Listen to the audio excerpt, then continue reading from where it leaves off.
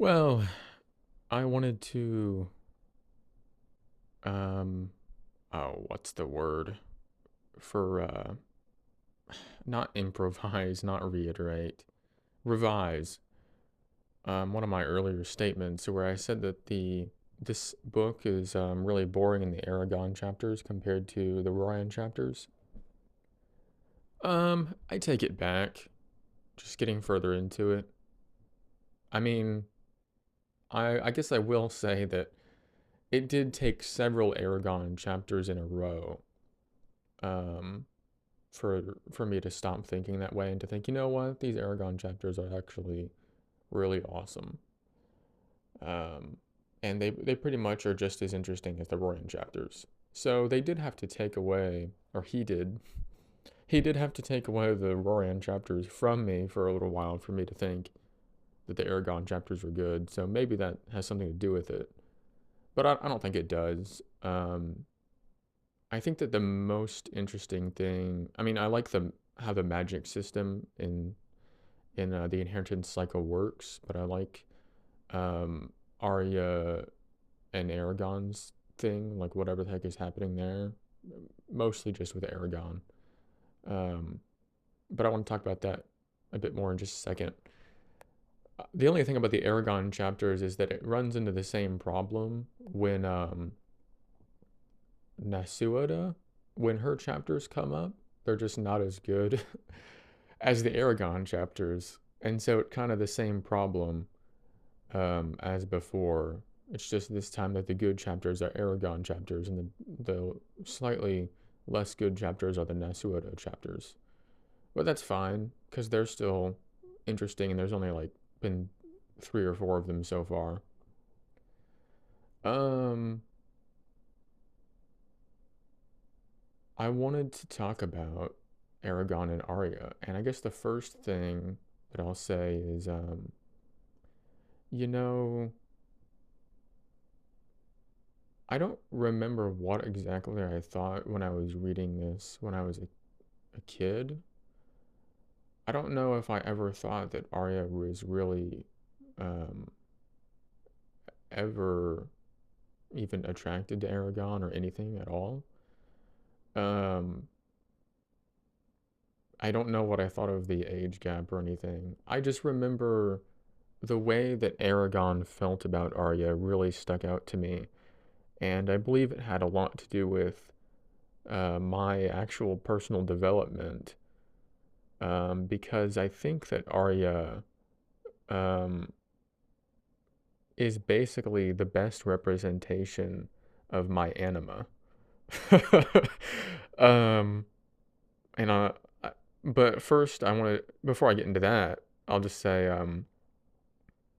reading it now, I do think that Arya does like Aragon a little bit. I just think that she doesn't like him a lot more than she does like him. Um, but I do think that there is something there. When there's a point in the story when Arya is, she tells Aragon of a story of a lover, two lovers, an elf and a human, and she says that the human actually cheated on the elf, and then the elf killed the human. Um, and her point of the story is saying, they weren't meant for each other. And then she like really looks at Aragon and she's like trying to make sure he gets the point of the story. Um, I guess I was going to try to make a point there in that she brought up a romance story to to compare to their situation, but maybe that's unfair to say that, that means she kind of feels that there is something with her and Aragon. Um, there is a few times where she kind of says something like when Murtagh gets captured by the Urgles, Aragon asks her to go after them, and she says, "For you." Like, she'll only do it for Eragon, and not because she thinks it's a good idea or anything. She just says, when Eragon asks, will you do it? She says, for you. Um, there was one point earlier before that where Eragon asked her something to do something, and he said, for my happiness, like in the ancient tongue. He asked her to do it for his happiness. So what she's saying there later on kind of is a callback to what he said. Um, and I know that she might feel that she is in debt to him because he did rescue her from the shade. So that could be it. It just seems a bit different because, you would think it would be, she could have said, because I am in your debt, or because you rescued me, or, because you're the writer who, I've got to help you. I feel like, because I respect you so much or anything. She just says, for you. Like, I'll do it for you. And I just think that's kind of interesting. And you can tell that Arya at least regards Eragon as a friend, at least throughout the story. Dang it, what was the other thing? I really don't want to forget what the other thing was that she said. Um, oh, shoot. Let me pause. Okay, remembering the next point that I wanted to make took me a minute.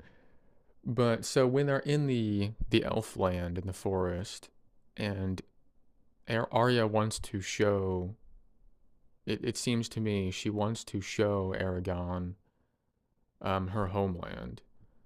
And I know this kind of goes back into how, it could just be a pure friendship thing in her mind. Um, and I do believe it mostly is, but I think that I think there is something there that she does like him a little bit, is the point that I'm trying to make. So when she is in her homeland, she stops wearing her warrior garb, like her battle suit, and she starts wearing like these normal dresses and tunics and things, and she becomes very relaxed. Um, and so she's at her most normal and comfortable, and she's like at home, and like her guard is let down. Um, and what she thinks to do to spend her days a few times, is she goes to where Aragon is staying in the evenings and invites him to go with her, him and Surfira, I suppose. Um, but really, you can. Oh wait, yeah, that's another point. She invites the both of them to like go with her to explore the city. Um, there's one point where Aragon is venting about his emotions, and then he stops because he doesn't want to tell her a particular thing, and Arya presses him on it, and he just says to ask Saphira, his dragon, about what happened, and Arya instead says, I want to hear it from you. uh, and I just thought that was interesting.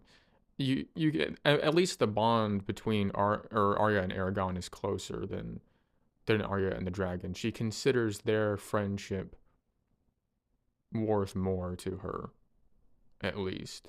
Um,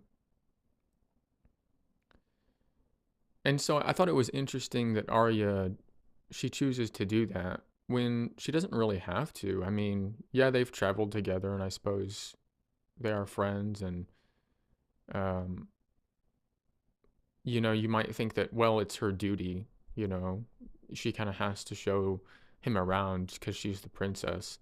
But Arya said early on when they got to the Elf City that they don't have those systems like humans have where the elves have to do things that they don't want to do.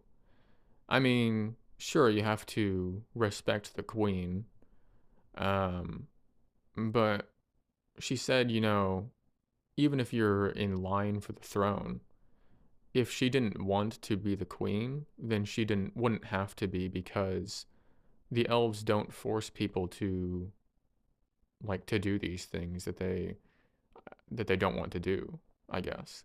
You know, they don't, or at least they don't put people into positions of power if they don't want those positions of power, which I guess might be different from the impression I got here, where, you know, maybe some elves do have to do things they don't want to do.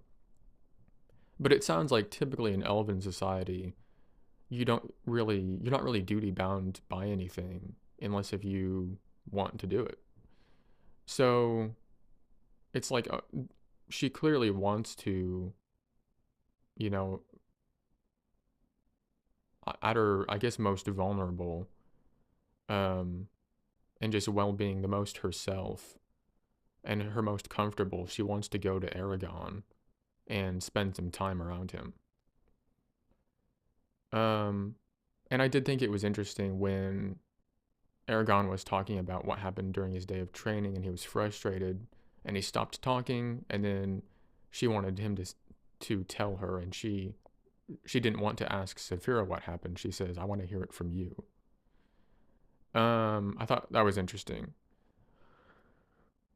and I guess when I was actually earlier in the first book, there is a prophecy by Angela, the herbalist, and she says that Eragon will have a romance with someone of noble blood. So if you take that, you know, maybe you can say, well, Eragon has the romance, but Arya doesn't have the romance. I would say that a romance takes at least two people.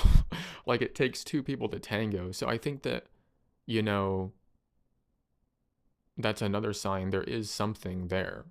I just think that Arya is too wise and responsible, um, and she cares more about her duty and about saving the world and these things.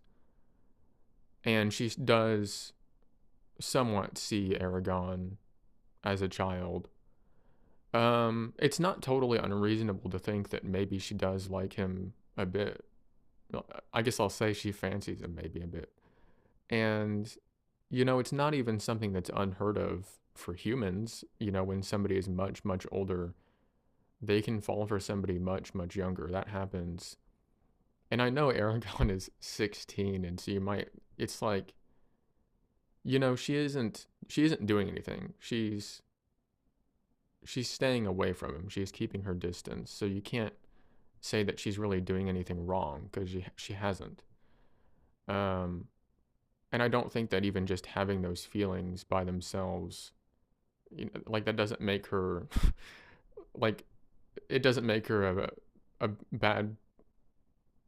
It doesn't make her bad just because, or disgusting or gross or anything, because she might like him some, even though she's 100 years old and he's 16.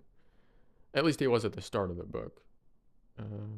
No, he was 15 to start. Well, I don't know, but that's where he is right now when he's in the Elven lands.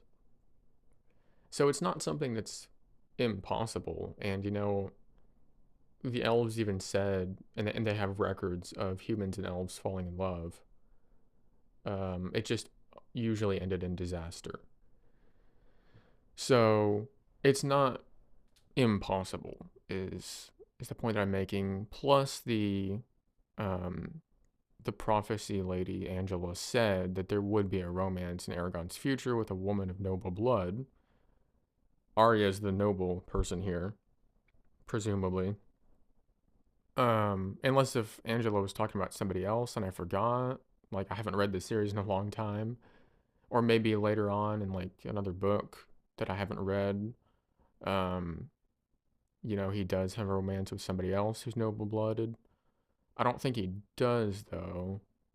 So I think it was referring to Arya.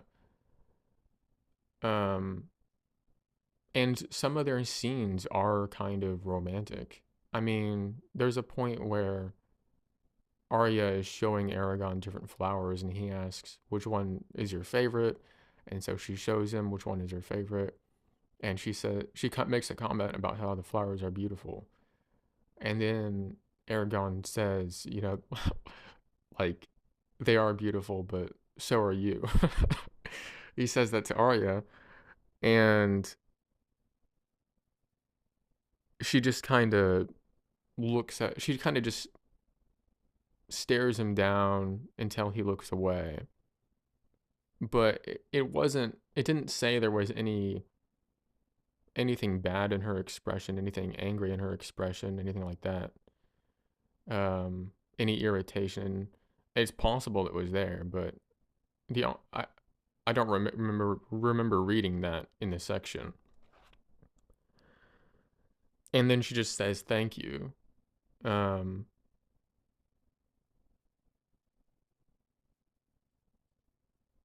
I don't know exactly what that is.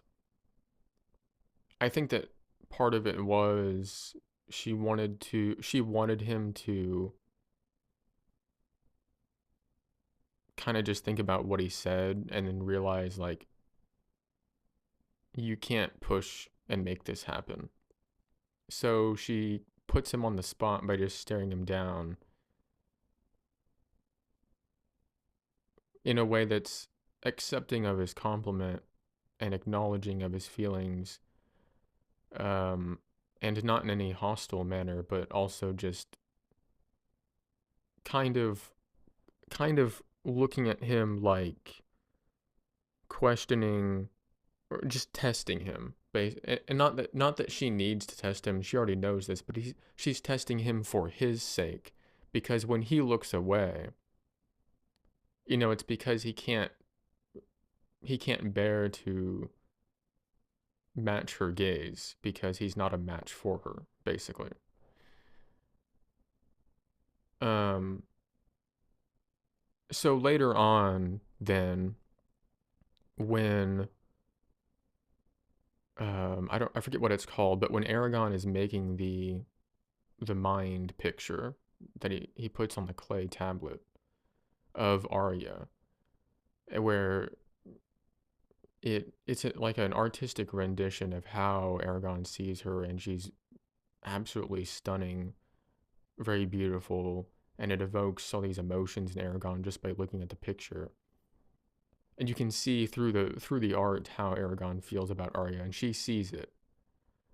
Um, she reacts very angrily without interacting with Eragon, but she takes the tablet with the picture and throws it on the ground and destroys it and then storms off. My argument here is that because she cared so, I mean, it's basically the argument is because she cared so much, you can tell that she cares so much.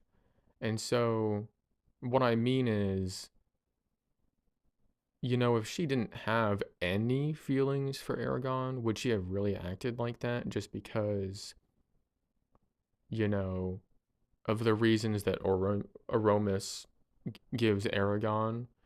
I feel like, there's certain points where Aromas isn't entirely truthful with Aragon. Like, he does hide the truth of some things, and he lies.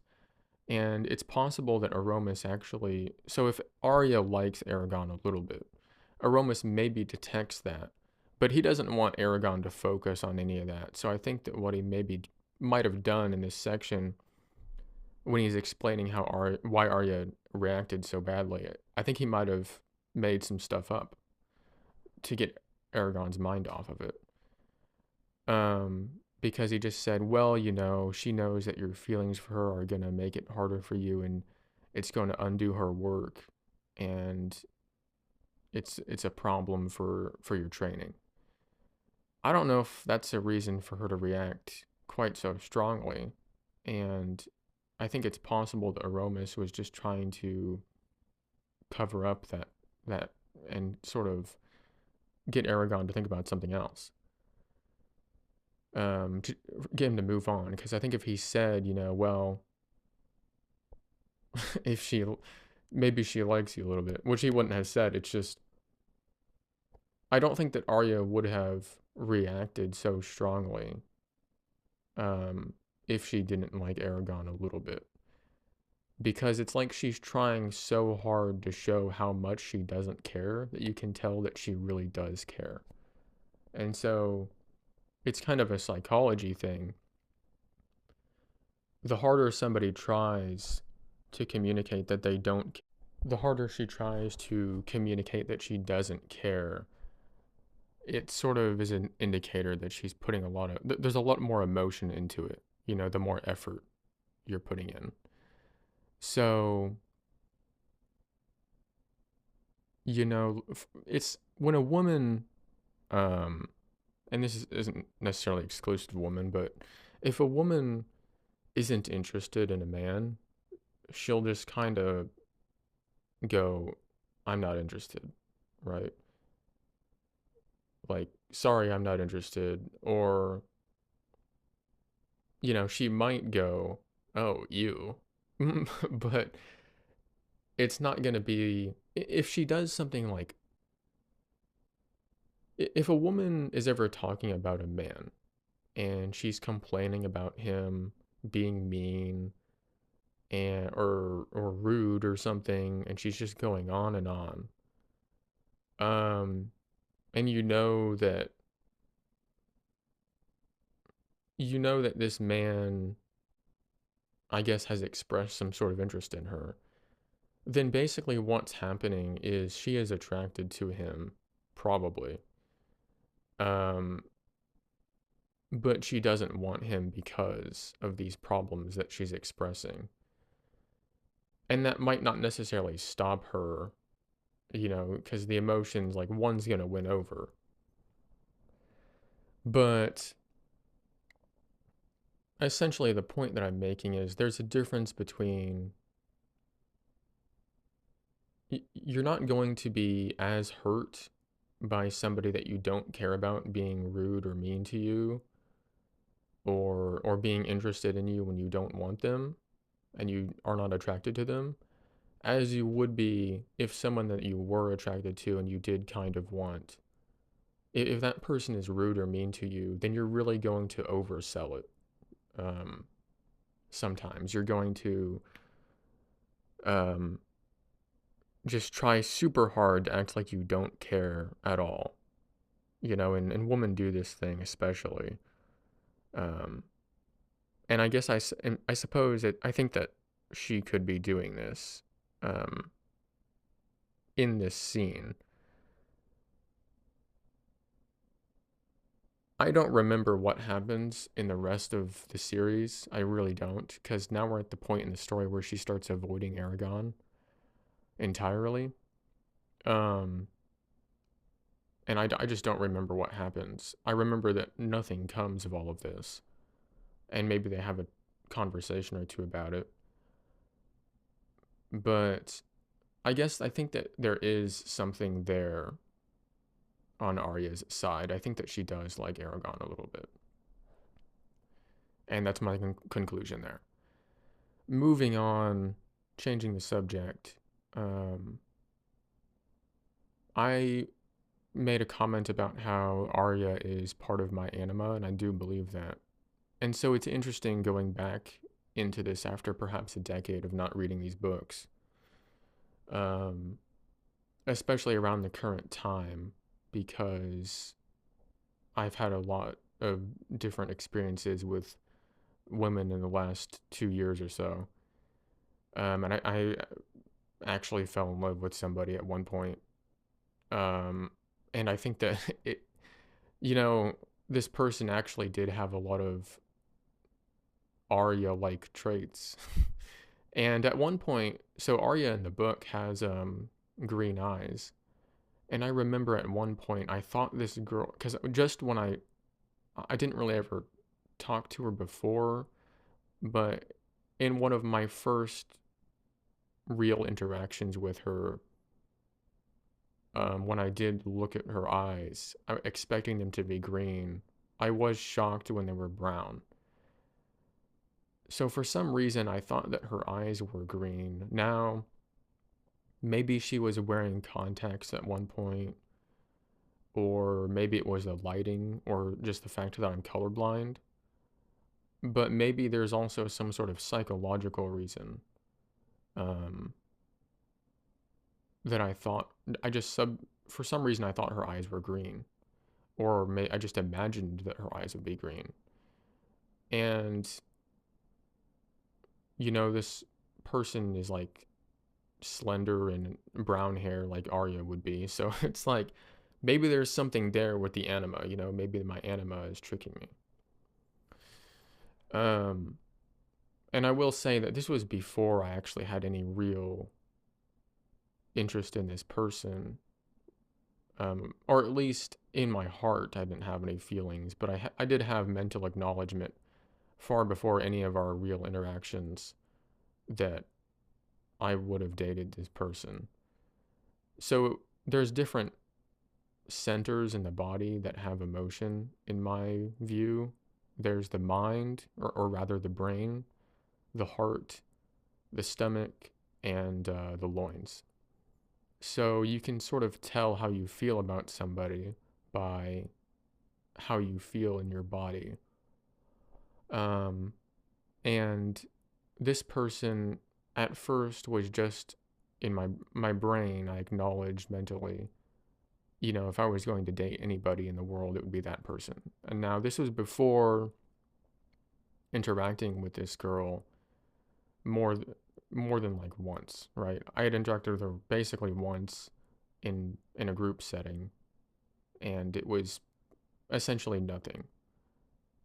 I basically, all that happened is I looked at her when somebody made some sort of joke or something, and I was trying to. I was exasperated, so I was kind of like, it was one of those things where you turn to the person to your left, and you kind of try to make eye contact with them to be like, wow, this is ridiculous. I had a moment like that earlier today, actually, in a store, where like a situation was going on. I kind of turned to the person in line, and I'm like, wow, just a wordless like acknowledgement of like we're both seeing this, right? So this was like the only sort of interaction I had with this girl before the mental acknowledgement of I would date this person, because just watching her, I liked her energy and I liked the way she looked and everything. I liked the way she walked. Like it was very um stiff at the time, and like almost like royal, I guess. And I liked that. And come to find out, I believe that the reason she was walking like that had a lot to do with the fact that apparently I think she was crushing on me at the time, which is how we came to the whole situation in the first place. Um, I think that she was basically nervous or like caged up around me. So whenever I would witness her moving, she would have this very stiff way of moving that I liked. And now later on, she doesn't really have that anymore. When I see her, um, she just doesn't do that. Um, so it's possible, I guess, there was a projection where I was because I wasn't paying attention to her very much, honestly, even after the mental acknowledgement. But I will say, I only fell for her like after I realized she did have brown eyes, and like a bit after that when I was looking at her eyes. And I wasn't expecting for me to actually like her any more than I did, but then it just kind of happened.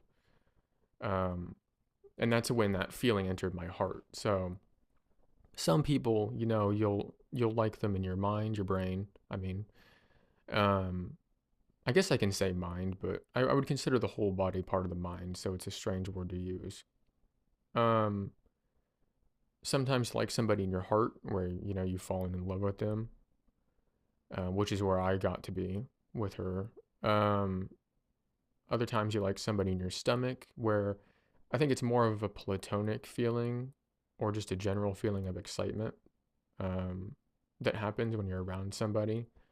Yeah, there's a girl like that right now where I just get really really happy to be around her, and she's like pretty much the one person who I've e- even this person that I fell for.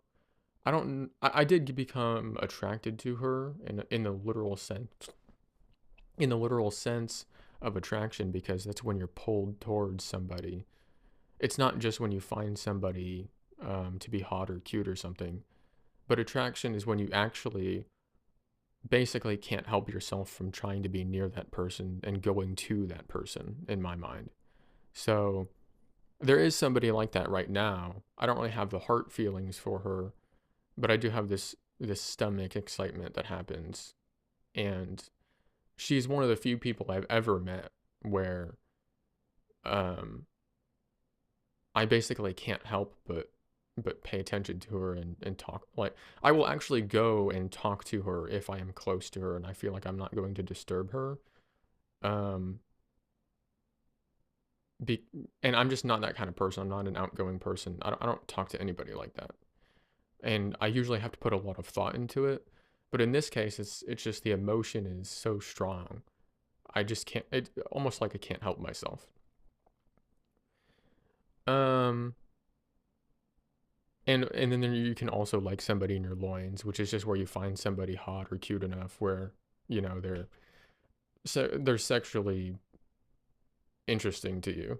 Um, and so my opinion is basically that you should like somebody in your heart if you're going to be pursuing something with them, and otherwise you should probably leave them. You should probably try to make wise decisions around that person. And with this current girl that I like in my stomach, who excites me, I don't believe that we would be a good match. So I'm trying to watch myself, because I don't want to go through another heartbreak, and I don't want to hurt her either, because I don't think that we're a match. At least not right now, but you never know what can happen in the future, I guess. Especially if you know somebody for years and years, never know what can happen. But it's more just that she's not living a Christian life like I am. Um, so yeah, I do think that Arya is part of my anima. And I don't know if I'm deconstructing it, but I've already basically realized this. I just never really put the words Arya and anima together. Um, but I did know this already, that she was probably the first picture of a woman, the mental picture that I really had where romance was like basically the idea of romance was introduced to me by these books. Um, I was probably 12 or something reading these books. So it's around that time, where you start thinking about girls like that. Um, and yeah, Arya definitely has been part of my anima and basically the foundation. And so it basically manifests in liking slim brunettes and people that are, confident and capable, I guess. I used the word royal earlier to talk about the one girl, like Arya is royal and like noble. So there's this whole thing of like that's my picture in my mind and like the deepest recesses, I guess, or like the roots of what a woman should be or what the ideal partner would be. And basically I'm wondering, can it be deconstructed or am I stuck with it? And I don't believe that I am stuck with it. I think I can deconstruct it, which I suppose is what I'll aim to do because I think it's a bit odd to have an anima, even though everyone, I guess, has an anima or an animus. Um, and I guess I'm going to be trying to do that. And it's interesting how different passages in this book will mirror what I'm thinking with these different girls that I know. Like how the one girl that I really like in my stomach is very exciting to me. Um, I don't believe that she is for me currently. I'm not going to say anything absolute. I could be wrong, something might happen in the future, but I don't believe that, well, I guess I don't even know if I have the confidence to say it again, but um I just need to be careful um, with my actions so that my emotions don't grow too strong in any certain way and I don't get hurt. Um, yeah, I definitely do um, like slim and kind of tall and brunette and things like that. Um, and I guess maybe green eyes was part of it, but I'm not sure that it was, or if it might have just been, combination of lighting being a bit different, and I guess I would have been wearing some safety glasses, so maybe the blue would have had an effect on the brown to make it more of a green. I'm not sure. And just depending on what kind of color of light is on the eyes. It's possible, I had some good reason for thinking her eyes were green, and I am colorblind. Um, but it's also possible it's just a psychological thing, and that's what I was hoping for or expecting. Um, I don't know. I thought that was very interesting. Um, but I did like her brown eyes, um, and it was because of her eyes and looking at them that I ended up really, really liking her. Um, so I guess with this anima thing, I don't know exactly what I'm gonna do besides just finish this book series and kind of see where my train of thought probably was going when I was younger. And then if I can just peel back layers, um, then I'm probably going to do that because ultimately I would prefer to not have any desire to be with anybody because I think it would make life a lot easier. And if I could just move on from the concept of romance in my life, I think that it would suit me. And I think it might be part of my destiny, and I guess we'll just find out, you know. But it's a painstaking process, or at least it's a process I have to put effort in. And I've already made a lot of effort with my work on the illusion. I have found out, and I believe, at least when it comes to sexual feelings, you can just turn those off, or you can change them or disable them or whatever, or you can even turn them on and create them, or mold them or transform them. It's all according to how you think. How you think is going to determine how you feel, and what you perceive in a person is going to determine um, what you might think of them.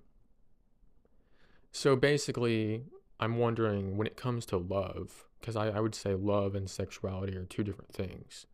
Romantic feelings and sexual feelings are two different things.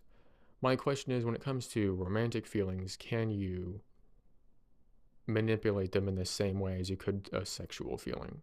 And so what I'm trying to do is just basically remove any feelings of romance, remove that construction in my mind.